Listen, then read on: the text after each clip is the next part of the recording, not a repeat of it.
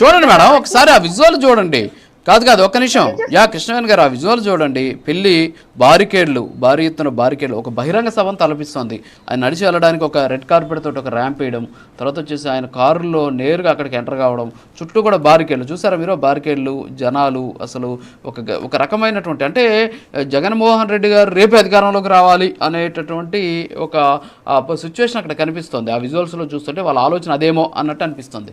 ఏమంటారు సార్? అది ఒక ఆర్గనైజ్డ్ గా చేసినటువంటి ఈవెంట్ లాగా ఉంది తప్ప అది నిజంగా సభలా కనిపించట్లేదు. అంతకు ముందు సిద్ధం సభలు చూసాము, చాలా చూసాం సార్. ఇదే జగన్మోహన్ రెడ్డి గారి అధికారంలో కంటే 151 సీట్లు ఇచ్చారు సార్ ప్రజలు. ఆంధ్రప్రదేశ్ ప్రజలు 151 సీట్లు ఇచ్చినప్పుడు ఆయన ప్రజల్లో ఇదే పవర్ తో తిరిగితే బాగుండేది. కాకపోతే ఆ రోజు పరదాలు కట్టుకుని తిరిగినటువంటి పరిస్థితిని చూశారు ప్రజలు. ఈ రోజు ఈయన పెద్ద మళ్ళీ జనంలోంచి పుట్టుకొచ్చినటువంటి జననాయకుడిగా ఈయన నిరూపించుకోవడానికి కొత్తగా పాలిటిక్స్ లోకి వచ్చినటువంటి వ్యక్తి కాదు సార్ జగన్మోహన్ రెడ్డి గారు. అది ఆల్రెడీ ప్రతిపక్ష నేతగా పనిచేస్తున్నారు. అలాగే అధికార పక్షాన్ని కూడా ప్రజలు ఇచ్చారు.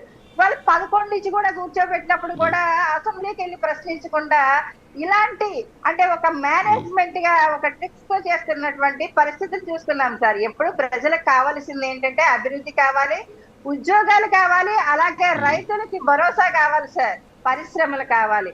రాష్ట్ర అభివృద్ధిలో ప్రజలు కూడా అభివృద్ధి చెందాలి. అంటే సంక్షేమ పథకాలు తీసుకుంటూనే అభివృద్ధి కూడా కావాలి. కానీ ఇలాంటి ఒక ఈవెంట్ ఆర్గనైజర్ గా చేసినటువంటి అక్కడ పూర్తిగా ప్రజల, లేకపోతే ఎంటైర్ స్టేట్ నుంచి వచ్చినటువంటి కార్యకర్తల అన్నట్టుగా కూడా మనం క్వశ్చన్ చేసుకోవాలి సార్.